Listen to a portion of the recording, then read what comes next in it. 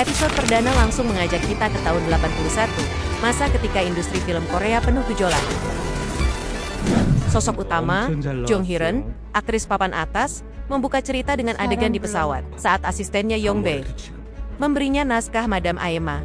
Ia justru marah karena isinya vulgar, hanya mengeksploitasi tubuh perempuan.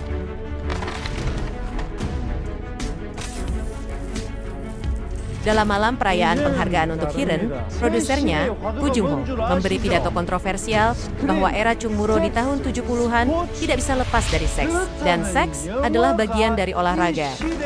Hee-reon yang sudah terbakar amarah tiba di lokasi, berjalan anggun, lalu menghajar Jung-ho hingga tercebur ke kolam. Ia juga melempar skrip Madam Aema kepadanya, seolah menegaskan penolakannya. Tak berhenti di situ. Di depan wartawan, Hee-reon membuat pernyataan mengejutkan. Karirnya di tahun 70-an memang penuh dengan film panas. Namun di era 80-an ini, ia ingin berubah. Tidak lagi menjual tubuhnya di layar lebar.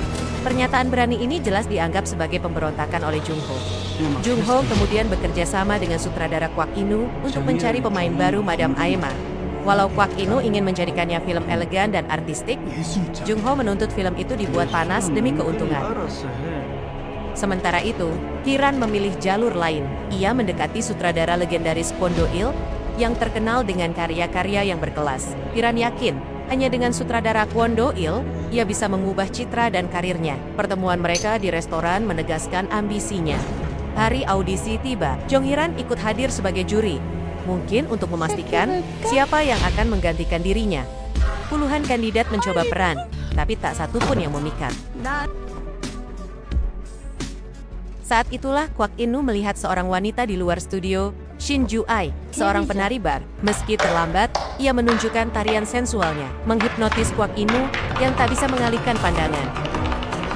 Hari berikutnya, Ju-ai datang ke studio untuk sesi pemotretan. Di sana, Jung-ho terang-terangan menanyakan hal vulgar tentang keberanian Ju-ai berhubungan seks di depan kamera. Situasi memanas. Namun Kwak In-woo cepat memotong percakapan itu.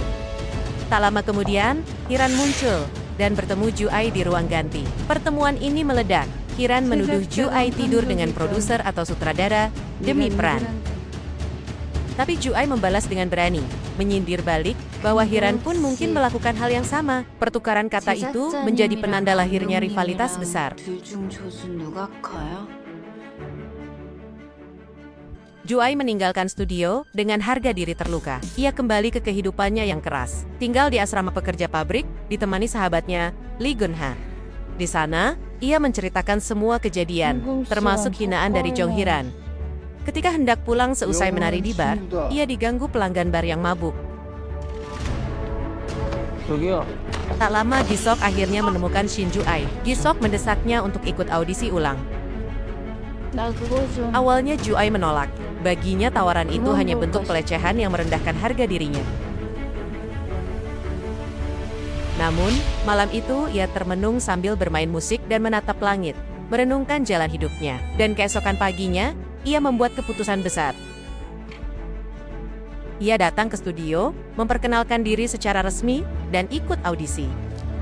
Dengan penuh tekad, Ju-ai membuka kancing bajunya di depan para juri. Ia siap melakukan apapun demi menjadi bintang seperti Jong Hee-reon.